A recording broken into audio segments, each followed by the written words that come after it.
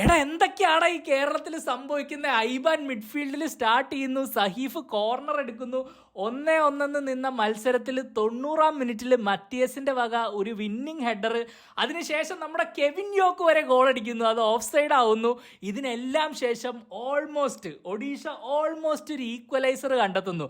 ആ എൻഡിൽ അവസാനത്തെ സൂയിഡിക്കയുടെ അറ്റംപ്റ്റ് അകത്ത് കയറിയിരുന്നെങ്കിൽ പൊന്നു മോനെ അർഷേ, ഇന്ന് നിന്റെ ദിവസമായിരുന്നേനെ. എന്തായാലും ഭാഗ്യത്തിന് അതൊന്നും സംഭവിച്ചില്ല. നമ്മൾ വീണ്ടും ജയിച്ചിരിക്കുകയാണ് guys. Actually back to back wins. ഈ സീസണിൽ ഒരിക്കലും ഞാൻ ഈ ടീമിൽ നിന്ന് ഇത് പ്രതീക്ഷിച്ചിരുന്നില്ല. ഇപ്പൊ എന്താണ് ശരിക്കും സത്യം, എന്താ റിയാലിറ്റി എന്താണെന്ന് അറിയാത്ത അവസ്ഥയിലാണ് ഞാൻ ഇരിക്കുന്നത്. ഒരിക്കലും പ്രതീക്ഷിക്കാത്തൊരു ടേൺ അറൗണ്ട്. ഈ ഒരു മത്സരത്തിലും നമ്മുടെ സെക്കൻഡ് ഹാഫിൽ ഒരുപാട് പ്രശ്നങ്ങൾ ഉണ്ടായിരുന്നു. ഒഡീഷ ആ സെക്കൻഡ് ഹാഫിൽ കുറച്ചും കൂടെ ഒരു കോൺഫിഡൻസ് ആർജിച്ചു വന്നു. But at the end of the day ആ ഫുൾ ടൈം സ്കോർ മാത്രമേ ഇപ്പൊ മാറ്റർ ചെയ്യുന്നുള്ളൂ. നമുക്ക് എല്ലാവർക്കും അറിയാം ഈ ടീമിൽ നിന്നും ഇങ്ങനെയുള്ള പെർഫോമൻസുകൾ വരുമെന്ന് പോലും നമ്മൾ ആരും ഏതാനും ആഴ്ചകൾക്ക് മുമ്പ് പ്രതീക്ഷിച്ചിരുന്നില്ല. എന്തായാലും എല്ലാ ക്രെഡിറ്റും ഡിസേർവ് ചെയ്യുന്നത് ആഷ്ലി വെസ്റ്റ്വുഡും പീറ്റർ ഹാർട്ട്ലിയും ആ കോച്ചിങ് സ്റ്റാഫും അതുപോലെ തന്നെ നമ്മുടെ പ്ലെയേഴ്സും ആണ്. ഇത്രയും വലിയൊരു ദുരന്തം സീസണിൽ നിന്നും ഇങ്ങനൊരു ടേൺ അറൗണ്ട് പ്രൊഡ്യൂസ് ചെയ്യാൻ അതിന് ചില്ലറ മെന്റാലിറ്റി ഒന്നും പോരാ. അതെന്തായാലും നമ്മുടെ ടീം ഇവിടെ കാണിച്ചു എന്നുള്ളത് തീർച്ചയായിട്ടും ക്രെഡിറ്റ് അർഹിക്കുന്ന ഒരു കാര്യം തന്നെയാണ്. ഈ സീസണിൽ ഇതിനു മുമ്പ് ഒരിക്കലും എക്സ്പീരിയൻസ് ചെയ്യാത്ത ഒരുപാട് വികാരങ്ങളാണ് ഇപ്പൊ എന്റെ മനസ്സിലൂടെ കടന്നു പോകുന്നത്. എന്തായാലും ഒട്ടും വൈകാതെ ഈ ഒരു മത്സരത്തിൽ നിന്നും നമ്മൾ മനസ്സിലാക്കിയ 5 കാര്യങ്ങളിലേക്ക് കിടക്കാം. ആദ്യം തന്നെ എനിക്ക് സംസാരിക്കാനുള്ളത് ഫസ്റ്റ് ഹാഫിൽ ആ പിച്ചിലെ ഏറ്റവും ബെസ്റ്റ് പ്ലെയർ ആയിട്ട് കളിച്ച നമ്മുടെ ഫ്രാഞ്ചുവിനെ കുറിച്ച് തന്നെയാണ്. BFCക്ക് എതിരെയുള്ള ആ മത്സരത്തിന് ശേഷം ഞാൻ വളരെ ക്ലിയർ ആയിട്ട് എടുത്തു പറഞ്ഞിരുന്നു, എനിക്ക് ഈ ഒരു പെർഫോമൻസിൽ ഈ പ്ലെയറിനെ ഓവർ ഹൈപ്പ് ചെയ്യാൻ താല്പര്യമില്ല. ശരിക്കും ആ ഒരു പെർഫോമൻസിലും ആ ഒരു ക്വാളിറ്റിയുടെ ഷെയ്ഡ് നമ്മൾ കണ്ടിരുന്നു. പക്ഷേ ആരും അങ്ങോട്ട് തുറന്നു പറയാൻ റെഡി ആയിരുന്നില്ലെന്ന് എനിക്ക് തോന്നുന്നത്. കുറച്ചു പേരൊക്കെ പറഞ്ഞെങ്കിലും ബാക്കി എല്ലാവരും പറഞ്ഞു കുറച്ചുകൂടെ മത്സരങ്ങൾ കഴിയട്ടെ. കാരണം ഈ ഒരു സീസണിന്റെ പശ്ചാത്തലത്തിൽ അങ്ങനെ ഒരു പെർഫോമൻസിന്റെ അടിസ്ഥാനത്തിൽ മാത്രം ഒരു പ്ലെയറിനെ ഓവർ ഹൈപ്പ് ചെയ്യേണ്ട ആവശ്യമില്ല. എന്തായാലും ഇപ്പൊ തുടർച്ചയായിട്ട് ഫ്രാഞ്ചു ആ ക്വാളിറ്റി കാണിച്ചു തുടങ്ങി എന്നുള്ളതാണ്. ഇന്ന് ആ ഫസ്റ്റ് ഹാഫിൽ നിങ്ങൾ ശ്രദ്ധിച്ചു നോക്കി അറിയാം, ഫ്രാഞ്ചുവിന്റെ ക്ലോസ് കൺട്രോൾ ആയിക്കോട്ടെ, ടൈറ്റ് സ്പേസിൽ എങ്ങനെയാണ് ബോൾ റിസീവ് ചെയ്യുന്നത്, അതുപോലെ വേറെ പ്ലെയേഴ്സിനെ എങ്ങനെയാണ് റിലീസ് ചെയ്യുന്നത്, ക്വിക്ക് ആയിട്ടുള്ള ടേണുകൾ, ഇതെല്ലാം ഒരു ടെക്നിക്കലി ബ്രില്യൻ്റ് ആയിട്ടുള്ള പ്ലെയറിന്റെ ക്ലിയർ എവിഡൻസ് ആയിരുന്നു. ഓബ്വിയസ്ലി ഈ സൗത്ത് അമേരിക്കൻ ഫോർവേഡ് തിങ്കിങ് പ്ലേയേഴ്സിൽ നമ്മൾ പലപ്പോഴും കാണുന്ന ഒരു ഫ്ലെയർ ഉണ്ട്, ഒരു എക്സ് ഫാക്ടർ അവർ എപ്പോഴും കൊണ്ടുവരും. അത് തീർച്ചയായിട്ടും ഈ പ്ലെയറിൽ ഉണ്ടെന്ന് ഈ ഒരു മത്സരത്തിലും കഴിഞ്ഞ മത്സരത്തിലുമായിട്ട് ഇപ്പൊ ഫ്രാഞ്ചു കൺസിസ്റ്റന്റ് ആയിട്ട് തെളിയിച്ചു കഴിഞ്ഞു. അതുപോലെ തന്നെ ഇവിടെ ഉള്ള ഏറ്റവും വലിയ കാര്യം എന്താണെന്ന് വെച്ചാൽ, യൂഷ്വലി ഒരു ഫോറിൻ പ്ലെയർ ഒക്കെ വരുമ്പോൾ നമ്മളൊരു സെറ്റിലിംഗ് ഇൻ പീരിയഡ് ഒക്കെ ഉണ്ടാവും എന്ന് വിചാരിക്കും. പക്ഷെ ഫ്രാഞ്ച് വന്ന് ഇൻസ്റ്റന്റ്ലി ആണ് ആ ഇമ്പാക്ട് ഉണ്ടാക്കിയത്. ആദ്യ മത്സരത്തിൽ തന്നെ സബ്ബായിട്ട് വന്ന് BFCക്കെതിരെ ആ ഒരു ഗോൾ അടിച്ചു. പിന്നീട് ഇതേ കഴിഞ്ഞ മത്സരത്തിൽ അസിസ്റ്റ്, ഈ ഒരു മത്സരത്തിൽ ഒരു മികച്ച പ്രകടനം, ഇതെല്ലാം സൂചിപ്പിക്കുന്നത് ആ പ്ലെയറിന്റെ ക്വാളിറ്റിയാണ്. ഫ്രാഞ്ചു ആക്ച്വലി ഈ അറ്റാക്കിലേക്ക് വന്നതിന് ശേഷം അതിന് ചുറ്റുമുള്ള പ്ലെയേഴ്സിന്റെ ഒരു ഇമ്പ്രൂവ്മെന്റ് നോക്കിയാലും നമുക്ക് മനസ്സിലാവും. നിഹാൽ ആയിക്കോട്ടെ, വിപിൻ ആയിക്കോട്ടെ, ഇവരെല്ലാവരും ഒരു കോൺഫിഡൻസിലാണ് കളിക്കുന്നത്. നമ്മുടെ ക്ലബിൽ ഇതുപോലെ ചുറ്റുമുള്ള ഇന്ത്യൻ പ്ലെയേഴ്സിനെ തന്റെ ഇൻഡിവിജ്വൽ ക്വാളിറ്റി കൊണ്ട് ഇമ്പ്രൂവ് ചെയ്തിരുന്ന ഒരു ഫോറിൻ പ്ലെയർ ഉണ്ടായിരുന്നു. ഇപ്പോഴും ഉണ്ടെന്ന് തന്നെ വേണമെങ്കിൽ പറയാം അല്ലേ. ലോണിൽ മാത്രമേ പോയിട്ടുള്ളൂ. അദ്ദേഹം അടുത്ത സീസണിൽ തിരിച്ചു വരുന്ന ഒരു സാഹചര്യം ഉണ്ടെങ്കിൽ, ഇവിടെ ഫ്രാഞ്ചുവിനെ നമുക്ക് നിലനിർത്താനാവുകയാണെങ്കിൽ, ഇവർ രണ്ടുപേരും കൂടെ നമ്മുടെ ടീമിൽ കളിക്കുന്ന ആ ഒരു സിറ്റുവേഷനെ കുറിച്ച് നിങ്ങളൊന്ന് ആലോചിച്ച് നോക്കിയേ. അതുപോലെ തന്നെ ഒരു ക്വാളിറ്റി പ്ലെയറിനെ എങ്ങനെ ജഡ്ജ് ചെയ്യാമെന്ന് ഞാൻ നിങ്ങളോട് എപ്പോഴും പറയുമ്പോൾ ഒരു എടുത്തു പറയുന്ന കാര്യമുണ്ട്. അവരെപ്പോൾ ബോളിൽ വന്നാലും അവർക്ക് ഒരുപാട് ടൈമും സ്പേസും ഉള്ള പോലെ നമുക്ക് ഫീൽ ചെയ്യും. ബാക്കിയുള്ള പ്ലെയേഴ്സിനെ കമ്പയർ ചെയ്ത് നോക്കുമ്പോൾ അവർ ഒരുപാട് ടൈം എടുത്ത് ആസ്വദിച്ച് കളിക്കുന്ന പോലെ. ഈ സെയിം സാധനമാണ് ഫ്രാഞ്ചുവിൽ നമുക്ക് കാണാൻ കഴിയുന്നത്. നിങ്ങൾ ആ നിഹാലിനുള്ള കട്ട് ബാക്ക് ഇല്ലേ, നിഹാൽ അടിച്ച് മൂളിക്കൂടെ വിട്ട സാധനം, ആ ഒരു ബിൽഡപ്പിൽ ഫ്രാഞ്ചുവിന്റെ ആ ഒരു പേഷ്യൻസ് നിങ്ങൾ ശ്രദ്ധിച്ചറിയാം. വളരെ സമയമെടുത്ത് ആ പ്ലെയർ അവിടെ വരുന്നവരെ നോക്കി നിന്നിട്ടാണ് ആ പാസ് കൊടുക്കുന്നത്. അത്രയും കംഫർട്ടബിൾ ആണ്. ഒരിക്കലും അങ്ങനെ ഒരു ഫൈനൽ തേർഡിൽ അങ്ങനെ ഒരു പൊസിഷനിലേക്ക് എത്തുമ്പോൾ ഒരു ആവശ്യമില്ലാത്തൊരു ധൃതിയോ ഒരു വെപ്രാളോ ഒന്നുമില്ല. തന്റെ എബിലിറ്റിയിൽ ഒരു 100% കോൺഫിഡൻസ് ഉള്ള പ്ലെയറിന് മാത്രമേ അത്രയും ടൈം എടുത്ത് അത്രയും പേഷ്യന്റ് ആയിട്ട് ഒരു ടീംമേറ്റിന് അങ്ങനെ ഒരു പാസ് നൽകാൻ കഴിയുള്ളൂ. ഫ്രാഞ്ചുവിന് ഇപ്പോഴും വെറും 27 വയസ്സ് മാത്രമേ പ്രായമായിട്ടുള്ളൂ. ഇനിയും ഒരുപാട് വർഷം ഈ ഒരു ISL ലെവലിൽ വളരെ കൺസിസ്റ്റന്റ് ആയിട്ട് കളിക്കാൻ സാധ്യതയുള്ള ഒരു പ്ലെയറും കൂടിയാണ്. അതിനൊരു അവസരം ഈ ക്ലബിൽ നമുക്ക് ഉണ്ടാക്കാനാവട്ടെ, അത് മാത്രമേ എനിക്ക് പറയാനുള്ളൂ. ഇനി എനിക്ക് സംസാരിക്കാനുള്ളത് ഒഡീഷനെയും TG പുരുഷോത്തമനെയും കുറിച്ചാണ്. തീർച്ചയായിട്ടും ഈ ഒരു സീസണിന് മുന്നോടിയായിട്ട് എൻ്റെ മനസ്സിലെ ഒരു റെലഗേഷൻ ഫേവറേറ്റ്സ് ആയിരുന്നു ഒഡീഷ. ഞാൻ എപ്പോഴും പറഞ്ഞിട്ടുണ്ട്, ഡൽഹിനെ ഞാൻ ആ ബ്രാക്കറ്റിൽ കൺസിഡർ ചെയ്യുന്നില്ല. മുഹമ്മദിന് ഒഡീഷയാണ് എൻ്റെ മെയിൻ റെലിഗേഷൻ കണ്ടന്റേഴ്സ്. പക്ഷേ ഇപ്പൊ ഞാൻ TGPക്കും ജോ പോളഞ്ചേരിക്കും ക്രെഡിറ്റ് നൽകാൻ ആഗ്രഹിക്കുന്നു. കാരണം ഈ സീസൺ തുടങ്ങിയത് ഏറ്റവും പ്രതികൂല സാഹചര്യങ്ങളിൽ നിന്നാണ്. അവിടെ ഒഡീഷ സൂപ്പർ കപ്പിൽ നിന്ന് വരെ പിന്മാറി നിന്ന് ഒരു ട്രെയിനിങ് ഗ്രൗണ്ട് പോലും ഇല്ലാത്തൊരു ടീമാണ്. അവരിപ്പോ ഇത്രയുമെങ്കിലും കമ്പീറ്റ് ചെയ്യുന്നുണ്ടെങ്കിൽ അത് തീർച്ചയായിട്ടും വലിയൊരു അച്ചീവ്മെന്റ് ആണ്. ഈ ഒരു മത്സരത്തിലും നമ്മൾ കണ്ടല്ലോ, ഏർലി ഗോൾ അവർ കൺസീഡ് ചെയ്തു. അവർ കംപ്ലീറ്റ്ലി ബാക്ക് ഫുട്ടിലായിരുന്നു. എന്നിട്ടും അവർ ആ ഒരു ഈക്വലൈസർ കണ്ടെത്തി. ഈവൻ അറ്റ് ദി എൻഡ് വരെ വളരെ തലനാരിഴക്കാണ് അവർക്കൊരു ഈക്വലൈസർ മിസ്സായത്. തീർച്ചയായിട്ടും ആ ഒരു ടീമിന്റെ ഒരു സ്ട്രക്ചർ നമുക്ക് നോക്കി അറിയാം. ഒരേ ഒരു ഫോറിൻ താരം അവിടെ കളിക്കുന്നുള്ളൂ, കാർലോസ് ഡെൽഗാഡോ. ബാക്കി മൊത്തം ഇന്ത്യൻ പ്ലേയേഴ്സ് ആണ്.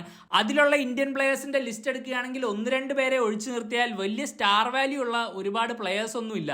ബട്ട് ആ ടീമിൽ ഒരു കോൺഫിഡൻസ് ഉണ്ട്, ഒരു വാശിയുണ്ട്, എങ്ങനെയെങ്കിലും റിസൾട്ടുകൾ കണ്ടെത്തണം എന്നുള്ള ഒരു ആഗ്രഹമുണ്ട്. അത് തന്നെയാണ് നമ്മൾ സെക്കൻഡ് ഹാഫിൽ കണ്ടത്. സെക്കൻഡ് ഹാഫിൽ ഒഡീഷ കുറച്ചും കൂടെ കോൺഫിഡന്റ് ആയിട്ട് കളിക്കാൻ തുടങ്ങി. ആ ഒരു ഈക്വലൈസറിന് ശേഷം നമുക്കറിയാം ഹിതേഷൊക്കെ ഇന്ന് നല്ലോണം വർക്ക് ചെയ്ത് കളിച്ചിട്ടുണ്ട്. ഈവൻ റഹീം അലിയും, ഞാൻ അത്ര വലിയ റഹീം അലി ഫാനൊന്നുമല്ല, പല സിറ്റുവേഷനുകളിലും പുള്ളിയുടെ പല തീരുമാനങ്ങളും തെറ്റാണെന്നൊക്കെ എനിക്ക് ഫീൽ ചെയ്തിട്ടുണ്ട്. പക്ഷേ ഇന്ന് റഹീം അലി നല്ലോണം വർക്ക് ചെയ്തു. ആ ഒരു മികച്ച ഗോൾ കണ്ടെത്തി, ഒരു വളരെ മികച്ചൊരു ഫിനിഷ്. തുടക്കത്തിൽ ആക്ച്വലി ഒഡീഷ ഒരു ലോങ് ബോൾ സ്ട്രാറ്റജിയാണ് ഉപയോഗിച്ചുകൊണ്ടിരുന്നത്. എന്തുകൊണ്ടാണ് അവരിത് യൂസ് ചെയ്തതെന്ന് എനിക്ക് അറിയില്ല. ഓബിയസ്ലി 1-2 ഓപ്പണിങ്ങുകൾ അവിടെ ഉണ്ടായിരുന്നു. പക്ഷെ നമുക്കറിയാം ഈ ഈസാക്കും റഹീം അലിയും ഒക്കെ കുറച്ചും കൂടെ പ്ലെയേഴ്സിനെ ടേക്ക് ഓൺ ചെയ്യാൻ പ്രിഫർ ചെയ്യുന്ന ആൾക്കാരാണ്. ഈവൻ രാഹുൽ KP കളിക്കുന്നുണ്ടായിരുന്നെങ്കിൽ രാഹുൽ KPയും അത് പ്രിഫർ ചെയ്യുന്ന ആൾക്കാരാണ്. അപ്പൊ അവർ കുറച്ചും കൂടെ ഡയറക്റ്റ് ആയിട്ട് കളിച്ചിരുന്നെങ്കിൽ ഒരു ഇമ്പാക്ട് ഉണ്ടായിരുന്നേനെ എന്ന് എനിക്ക് ഫീൽ ചെയ്തിരുന്നു. അതുപോലെ തന്നെ ഹിതേഷ് അവിടെ നിന്ന് ആ ഒരു പൂട്ട് ചെയ്യുന്നൊരു പാസ് വരുന്നു, ഹിതേഷ് അവിടെ നിന്ന് ഒരു ത്രൂ ബോൾ ഇടുന്നു, റഹീം അലി അടിക്കുന്നു. അത് ഫസ്റ്റ് ആണ്, അവർ ആക്ച്വലി ഫസ്റ്റ് ടൈമാണ് അങ്ങനെ ഗ്രൗണ്ടിലൂടെ ഒരു ഡയറക്റ്റ് മൂവ് നടത്തുന്നത്. അതിൽ തന്നെ അവർ ആ ഈക്വലൈസറും കണ്ടെത്തി. എന്തായാലും ഒഡീഷനെ സംബന്ധിച്ചിടത്തോളം ഇന്ന് അവർ ഒരു പോയിന്റ് പോലും നേടാതെയാണ് ഇവിടുന്ന് തിരിച്ചു പോകുന്നത്.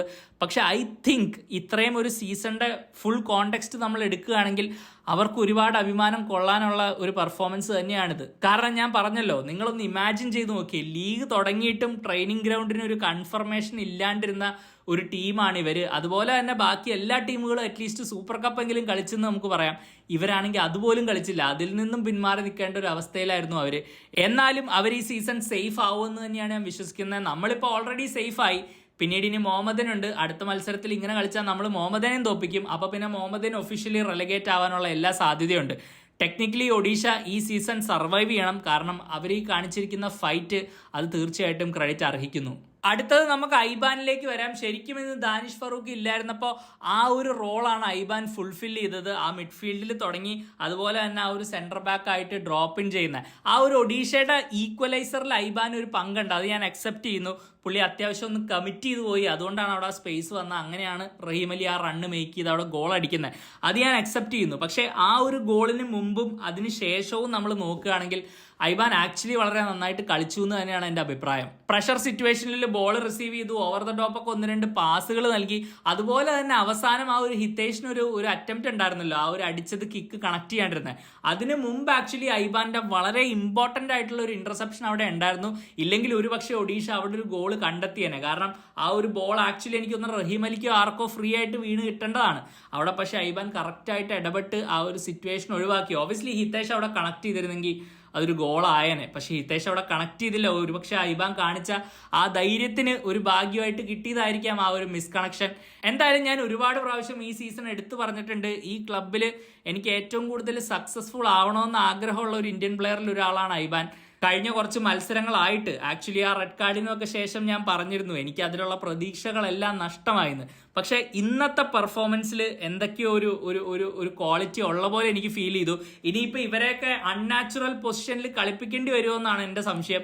നമുക്കറിയാം ദാനിഷും ഈ റോളിൽ നല്ലോണം കളിച്ചു. ഐബാനും ഇന്ന് ആ ഒരു ഒറ്റ സിറ്റുവേഷൻ മാറ്റിക്കഴിഞ്ഞാൽ ബാക്കി ത്രൂ ഔട്ട് അത്യാവശ്യം നന്നായിട്ട് തന്നെ കളിച്ചു. ഈ പ്ലേയേഴ്സിന്റെ ഒന്നും നാച്ചുറൽ റോള് പോലും അല്ല ഇത്. ഇവരെയൊക്കെ ഇങ്ങനെ കളിപ്പിച്ച് ഇങ്ങനെ ഫംഗ്ഷൻ ചെയ്യിപ്പിക്കുന്ന ഈ ഒരു കോച്ചിനും അയാളുടെ ടീമിനുമാണ് ആദ്യത്തെ സല്യൂട്ട്. കാരണം ഈ പ്ലേയേഴ്സൊക്കെ ശരിക്കും ദാനിഷിനെയൊക്കെ നമ്മൾ ഇനി ഇവിടെ ഒരു ഫ്യൂച്ചർ ഉണ്ടോ ഇല്ലയോ എന്നൊക്കെ നമ്മൾ ഒരുപാട് ഡിബേറ്റ് ചെയ്തിട്ടുള്ളൊരു പ്ലെയറാണ്. പക്ഷെ അവരൊക്കെ ഇപ്പോൾ ഇവിടെ ഉണ്ടാക്കുന്ന ഇമ്പാക്റ്റ് തീർച്ചയായിട്ടും അതൊരു കോച്ചിന്റെ ഐഡിയ ആയിട്ട് തന്നെയാണ് എനിക്ക് ഫീൽ ചെയ്യുന്നത്. ഇതൊക്കെ ഒരു ടെമ്പററി ഫിക്സ് ആണ്. ഞാൻ ദാനിഷിന്റെ കാര്യം 1-2 കളി മുമ്പ് പറഞ്ഞപ്പോഴും പറഞ്ഞു ഇതൊരു ടെമ്പററി സൊല്യൂഷൻ ആയിരിക്കാം ചിലപ്പോൾ. ഈ ഒരു സീസണിന് സ്പെസിഫിക് ആയിട്ട് ഈ ഒരു 5-6 മത്സരങ്ങളുടെ റണ്ണിന് വേണ്ടി ഇത് ചിലപ്പോൾ വർക്ക് ചെയ്തേക്കാം. കാരണം ഇതൊരു പുതിയ കോച്ചാണ്, പുള്ളിയുടെ ഐഡിയാസ് ആണ്. അപ്പോൾ ആ ഒരു ബൗൺസ് എന്തായാലും ഉണ്ടാവും. പക്ഷെ ഒരു ലോങ് ടേമിൽ നമുക്കൊരു ലീഗിനൊക്കെ വേണ്ടി കമ്പീറ്റ് ചെയ്യണമെങ്കിൽ ഇങ്ങനത്തെ മേക്ക് ഷിഫ്റ്റ് അറേഞ്ച്മെന്റുകൾ നമ്മൾ എത്രത്തോളം ഹെൽപ്പ് ചെയ്യുമെന്ന് നമുക്ക് അറിയില്ല. ഒരു പക്ഷേ ISL ഫുള്ളി ഫ്ലഡ്ജ്ഡ് ആയിട്ട് നടക്കുകയാണെങ്കിൽ ഒരു ടീമിന് 20-ലേറെ ലീഗ് മത്സരങ്ങൾ ഉണ്ടാവും. അങ്ങനത്തെ ഒരു കോമ്പറ്റീഷനിൽ നമ്മൾ സ്ട്രോങ് ആയിട്ട് ടൈറ്റിലിന് വേണ്ടി കമ്പീറ്റ് ചെയ്യണമെങ്കിൽ നമുക്കൊരു മികച്ച സ്ക്വാഡ് തന്നെ വേണം, നല്ല റീപ്ലേസ്മെന്റ്സ് വേണം, നല്ല സ്ക്വാഡ് പ്ലേയേഴ്സ് വേണം.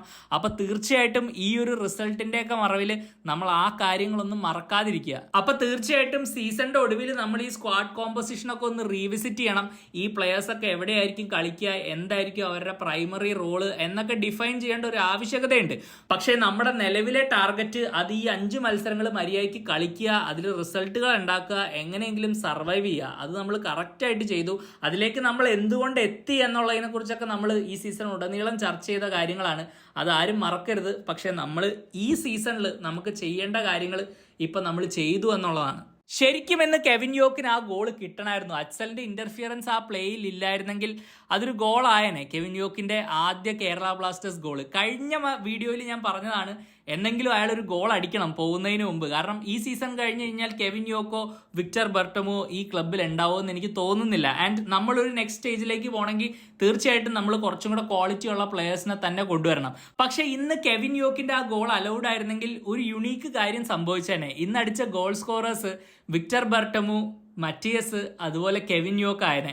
നമ്മൾ ആദ്യം ഈ സീസണിൽ കൊണ്ടുവന്ന ഫോറിനേഴ്സിൽ 3 പേര്, ഇപ്പൊ നിലവിൽ നമ്മുടെ ടീമിലുള്ള 3 പേര്, അവർ 3 പേരാണിത്. ബിക്കോസ് നമുക്കറിയാം മാർലൺ റൂയിസ് ടൂയിലോയും ഒമാർ ബായും ഒക്കെ ക്ലബ്ബ് വിട്ടുപോയി. പക്ഷേ ഈ 3 പ്ലെയേഴ്സ് അന്നും വന്നിരുന്നു. 0 സാലറിയിലാണ് കളിക്കുന്നത്, അവർക്ക് ഇവിടെ ഒരു ഭാവിയില്ല, അതൊക്കെ ഓക്കെയാണ്. പക്ഷെ അവർ 3 പേരും ഈ മത്സരത്തിൽ ഒരുപക്ഷെ ഗോൾ അടിക്കുന്ന ഒരു സിറ്റുവേഷൻ വന്നേനെ. അത് ശരിക്കും ഒരു അറ്റ്ലീസ്റ്റ് ഓൺ പേപ്പർ എങ്കിലും ഒരു ചെറിയ സന്തോഷം നൽകുന്ന ഒരു മൊമെന്റ് ആയിരുന്നേനെ എനിക്ക് പേഴ്സണലി.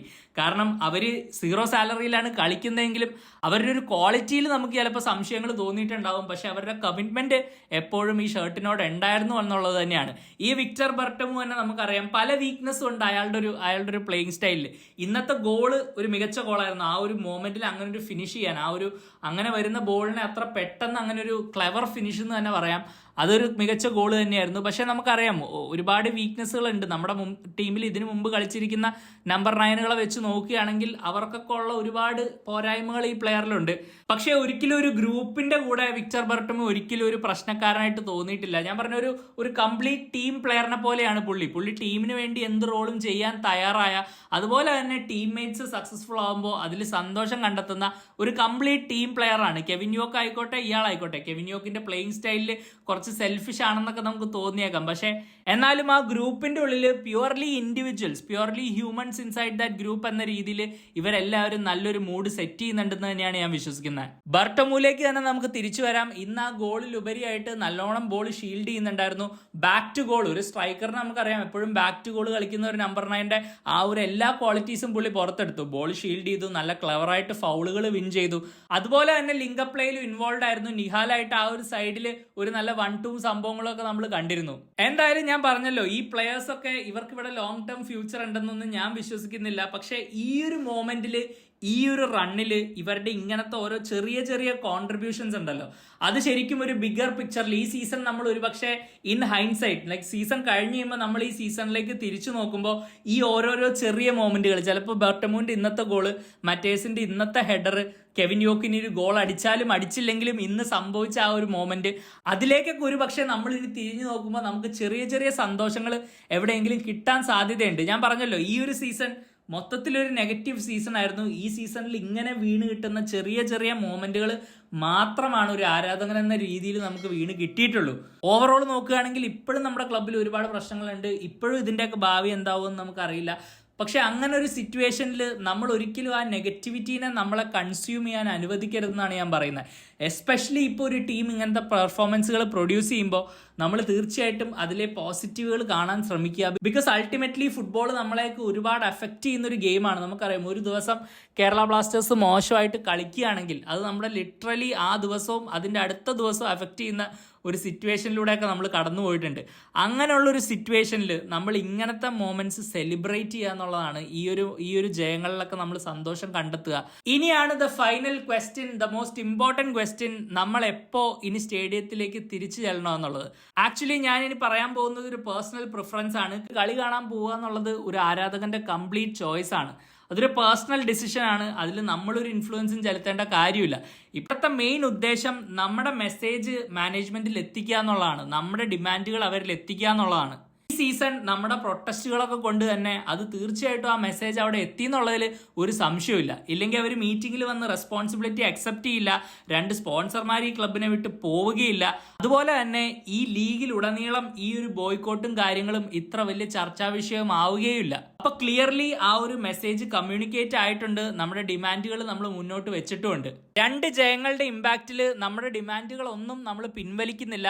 നമുക്കിപ്പോഴും ഈ ടീമിൽ കോമ്പറ്റീറ്റീവ് ആയിട്ടുള്ള ഒരു എൻവയൺമെന്റ് ഉണ്ടാവണം, നല്ല സ്പോർട്ടിംഗ് ഡിസിഷൻസ് എടുക്കുന്ന ആൾക്കാർ ഈ ക്ലബിൽ ഉണ്ടാവണം. ഈ ക്ലബിന്റെ ഇൻട്രസ്റ്റ്, അവരുടെയൊക്കെ പേഴ്സണൽ ഇൻട്രസ്റ്റിനേക്കാൾ മുകളിൽ ഈ ക്ലബിന്റെ ഇൻട്രസ്റ്റ് വരണം എന്നുള്ളതിലൊന്നും ഒരു സംശയമില്ല.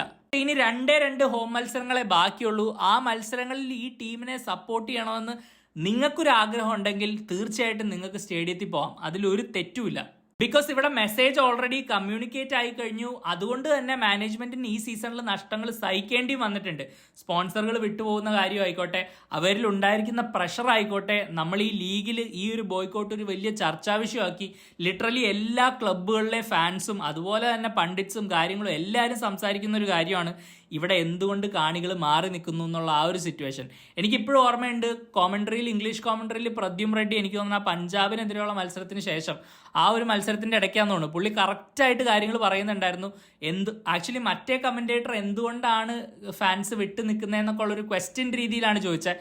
പക്ഷേ പ്രദ്യും റെഡ്ഡി കറക്റ്റായിട്ട് പറഞ്ഞു, മാനേജ്മെന്റിന്റെ തീരുമാനങ്ങൾ കൊണ്ടാണ് ഈ ഒരു സംഭവങ്ങളെല്ലാം ഇവിടെ നടന്നിരിക്കുന്നതെന്ന്. അപ്പൊ തീർച്ചയായിട്ടും നമ്മുടെ ആ ഒരു മെസ്സേജ് എല്ലാവരിലേക്കും എത്തിയിട്ടുണ്ടെന്നുള്ളതിൽ ഒരു സംശയമില്ല. ഇനിയിപ്പോൾ ബോൾ മാനേജ്മെന്റിന്റെ കോർട്ടിലാണ്. അവർക്ക് ഒന്നില്ലെങ്കിൽ ഈ ക്ലബ്ബ് വിൽക്കാം, അതിനൊരു ബയർ വന്നോ എന്നുള്ളതൊരു മെയിൻ കാര്യമാണ്. അല്ലെങ്കിൽ അവർക്ക് ഇമ്പ്രൂവ്മെന്റുകൾ കൊണ്ടുവന്ന് ഈ ടീമിനെ ഇമ്പ്രൂവ് ചെയ്യിക്കാം. എന്തായാലും സ്റ്റാർട്ടിങ്ങിൽ അവരൊരു കോച്ചിനെ കൊണ്ടുവന്നു, കുറച്ച് പ്ലെയേഴ്സിനെ കൊണ്ടുവന്നു, അതൊരു നല്ല പോസിറ്റീവ് തന്നെയാണ്. പക്ഷേ ഇതൊരു കണ്ടിന്യൂഡ് സക്സസ് ആവണം. ഫാബ് ഇപ്പോൾ ഒരു നോ കോൺഫിഡൻസ് ലെറ്റർ പുറത്തു വിട്ടിട്ടുണ്ട്. മഞ്ഞപ്പടയും ബാക്കിയുള്ള ഫാൻ ഗ്രൂപ്പുകളും എല്ലാം അവരുടെ നിലപാട് വളരെ വ്യക്തമാക്കിയിട്ടുണ്ട്. നമ്മളൊന്നും മറന്നിട്ടില്ല. ഞാൻ ഇപ്പോഴും പറയുന്നു, നമ്മുടെ ക്ലബിൽ ഇരിക്കുന്ന ചില ആൾക്കാർക്കെതിരെയുള്ള ആരോപണങ്ങൾ ഇപ്പോഴും വളരെ രൂക്ഷം തന്നെയാണ്. അതിലേക്ക് ഒന്നും നമ്മൾ ഒരു വിട്ടുവീഴ്ചയും കാണിച്ചിട്ടില്ല. അതുകൊണ്ട് തന്നെ ഈ അവസാന മത്സരങ്ങൾക്ക് പോണോ വേണ്ടയോ എന്നുള്ളത് നിങ്ങളുടെ പേഴ്സണൽ ഡിസിഷനാണ്. അത് നിങ്ങളുടെ യുക്തി വെച്ച് ചിന്തിച്ച് തീരുമാനം എടുക്കുക. നിങ്ങൾ പോയാലും പോയില്ലെങ്കിലും നിങ്ങളുടെ നിലപാട് മാറരുത്, അത് മാത്രമേ എനിക്ക് പറയാനുള്ളൂ. ഇപ്പം നിങ്ങൾ അടുത്ത കളി സ്റ്റേഡിയത്തിൽ പോയി ടീമിനെ, ആ പ്ലെയേഴ്സിനെ സപ്പോർട്ട് ചെയ്തെന്ന് വെച്ച് നിങ്ങളൊരു മാനേജ്മെന്റിനെ ഫേവർ ചെയ്യുന്ന ആളാവുന്നില്ല. നിങ്ങൾ മാറി നിന്നുകൊണ്ട് നിങ്ങളുടെ ലോയൽറ്റി ഇവിടെ ക്വസ്റ്റ്യൻ ചെയ്യപ്പെടുന്നുമില്ല. നിങ്ങൾ ഇതിൽ ഏത് ഡിസിഷൻ എടുത്താലും, ഞാൻ പറഞ്ഞല്ലോ, അതൊരു പേഴ്സണൽ ചോയ്സ് ആണ്. വേണമെങ്കിൽ അടുത്ത കളി കാണാൻ പോവാം, പോവാതിരിക്കാം. അത് ഏത് ഡിസിഷൻ നിങ്ങൾ എടുത്താലും നിങ്ങളുടെ നിലപാട് മാറരുത്. നിലപാട് എന്താണ്? ഇവിടെ നല്ലൊരു സ്പോർട്ടിംഗ് പ്രോജക്റ്റ് വരണം, ഇവിടെ ക്ലബിൽ തീരുമാനം എടുക്കുന്നവരുടെ ഉള്ളിൽ അക്കൗണ്ടബിലിറ്റി ഉണ്ടാവണം, അവർ ഈ ക്ലബിന്റെ ബെറ്റർമെന്റിനായിട്ട് പ്രവർത്തിക്കണം. അങ്ങനെ നമ്മൾ സ്പോർട്ടിംഗ് സക്സസ് കൺസിസ്റ്റന്റ് ആയിട്ട് അച്ചീവ് ചെയ്യണം. ഇതാണ് നമ്മുടെ നിലപാട്. ആ ഒരു നിലപാട് മുന്നോട്ട് വയ്ക്കുക. സ്റ്റേഡിയത്തിൽ പോയാലും പോയില്ലെങ്കിലും ഈ കാര്യങ്ങൾ നിങ്ങൾ മറക്കാണ്ടിരിക്കുക. അത് മാത്രമേ എനിക്ക് പറയാനുള്ളൂ. അപ്പൊ അതാണ് ഗൈസ്, ഈ ഒരു റിസൾട്ടിൽ നിന്ന് നമ്മൾ മനസ്സിലാക്കിയ 5 കാര്യങ്ങൾ. കുറച്ചധികം എക്സൈറ്റഡ് ആയി പോയി എന്ന് തോന്നുന്നു ഈ വീഡിയോയിൽ ഞാൻ. എന്തായാലും I don't know, back to back ജയങ്ങളൊന്നും ഈ സീസണിൽ ഒരിക്കലും ഞാൻ പ്രതീക്ഷിച്ചൊരു കാര്യമേ അല്ല. അങ്ങനെ ഒരു സിറ്റുവേഷനിൽ ഈ ഒരു റിസൾട്ട് വന്നപ്പോൾ കുറച്ച് ക്യാരിഡ് അവേ ആയോ എന്ന് ഇപ്പം ഞാൻ ആലോചിക്കുമ്പോൾ എനിക്ക് തോന്നുന്നുണ്ട്. എന്തായാലും നിങ്ങളുടെ അഭിപ്രായങ്ങളെല്ലാം തീർച്ചയായിട്ടും കമൻറ്റിൽ മെൻഷൻ ചെയ്യുക. അടുത്ത മത്സരത്തിന് നിങ്ങൾ ആരെങ്കിലും പോകുന്നുണ്ടോ, എന്താണ് നിങ്ങളുടെ ഒരു നിലപാട് എന്നൊക്കെ അറിയാൻ ഞാൻ ഭയങ്കര ക്യൂരിയസ് ആണ്. അപ്പോൾ നിങ്ങളെല്ലാവരും തീർച്ചയായിട്ടും കമൻറ്റ് ചെയ്യാൻ മറക്കരുത്. പുതിയൊരു വീഡിയോ ആയിട്ട് നമുക്ക് വീണ്ടും കാണാം. ഇനി എന്തായാലും കുറച്ച് നാളുകൾ കഴിഞ്ഞിട്ട് അടുത്ത മത്സരമുള്ളൂ. ഏകദേശം 2 ആഴ്ചത്തെ ബ്രേക്ക് ഉണ്ട്. അപ്പോൾ എല്ലാവരും ഒന്ന് റിലാക്സ് ചെയ്യുക. ഈ തുടർച്ചയായ 2 ജയങ്ങൾ നല്ലോണം എൻജോയ് ചെയ്യുക. ഇനി അടുത്ത മത്സരം മുഹമ്മദിനായിട്ടാണ്. നമ്മൾ വിചാരിച്ചിരുന്ന ആ ഒരു മത്സരം ഒരു സ്ട്രെയിറ്റ് റെലഗേഷൻ ഷൂട്ട് ഔട്ട് ആയിരിക്കുമെന്നാണ്. പക്ഷെ നമ്മൾ ഇപ്പോൾ റെലഗേഷനൊക്കെ അവോയ്ഡ് ചെയ്ത് വളരെ സക്സസ്ഫുൾ ആയിട്ട് മുന്നോട്ട് പോയിക്കൊണ്ടിരിക്കുകയാണ്. അപ്പം ആ ഒരു മത്സരം ഒരു ഫ്രീ ഹിറ്റാണ്. ആ മത്സരം ജയിക്കുകയാണെങ്കിൽ തുടർച്ചയായ 3 ജയങ്ങൾ ഈ സീസണിൽ നമ്മൾ ആരും പ്രതീക്ഷിക്കാത്ത ഒരു ഇൻക്രെഡിബിൾ റണ്ണായി മാറും അത്. അതിനുവേണ്ടി നമുക്ക് വെയിറ്റ് ചെയ്യാം. അപ്പോൾ പുതിയൊരു വീഡിയോ ആയിട്ട് ഞാൻ വീണ്ടും വരാം. അതുവരേക്കും you take care. Bye for now.